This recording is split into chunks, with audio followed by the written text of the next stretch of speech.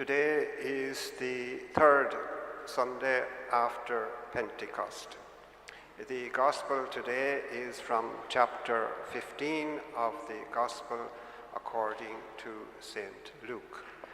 This Gospel consists of two short parables.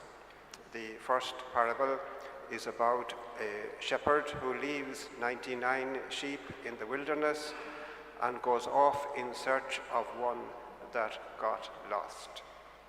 The second parable is about a woman who loses one small coin and makes every effort to find it again.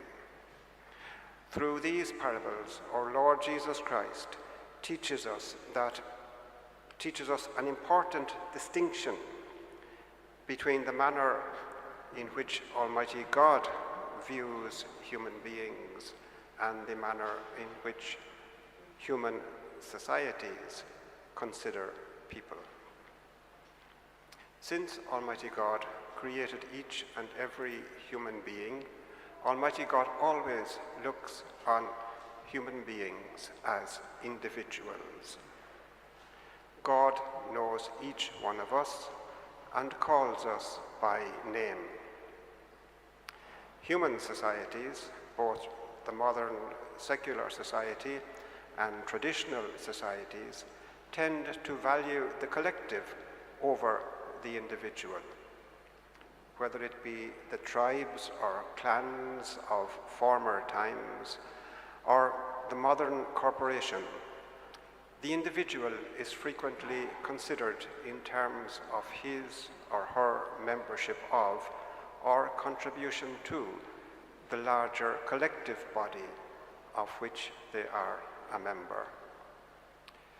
Communitarian language, which focuses on our membership of one group or community or other, and on our duties and obligations in relation to that group.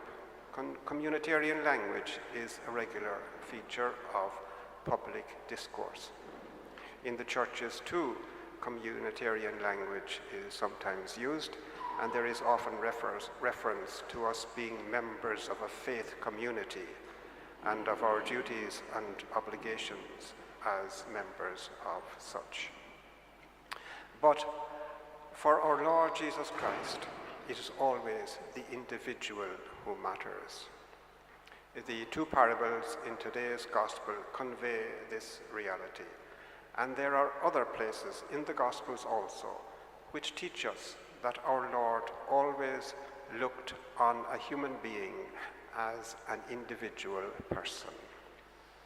He focused on the individuals standing before Almighty God rather than on their membership of some collective.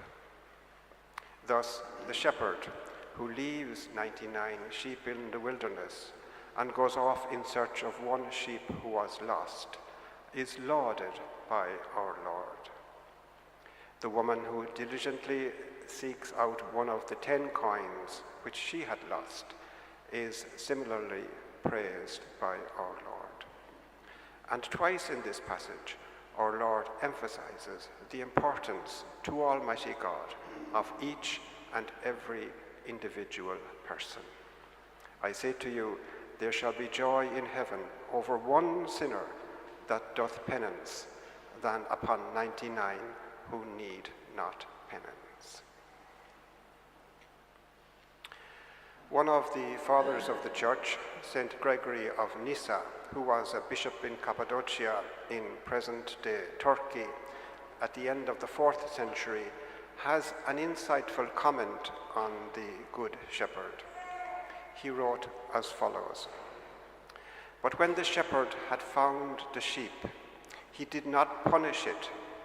He did not get it to the flock by driving it, but by placing it upon his shoulder and carrying it gently, he united it to his flock.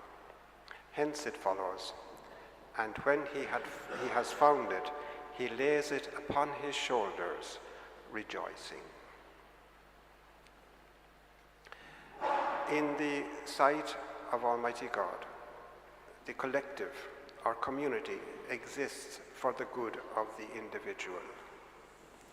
In human society, it frequently appears that the individual exists for the good of the collective, and thus there is much emphasis on the common good and so on. This, of course, is important and necessary for our well-being and for public order. Human beings need to cooperate with each other for the good of everyone. But our value in the sight of God is as individuals. Thus, the Catholic Church has always emphasized the importance of individual rights and freedoms. Foremost among these being, of course, the right to life.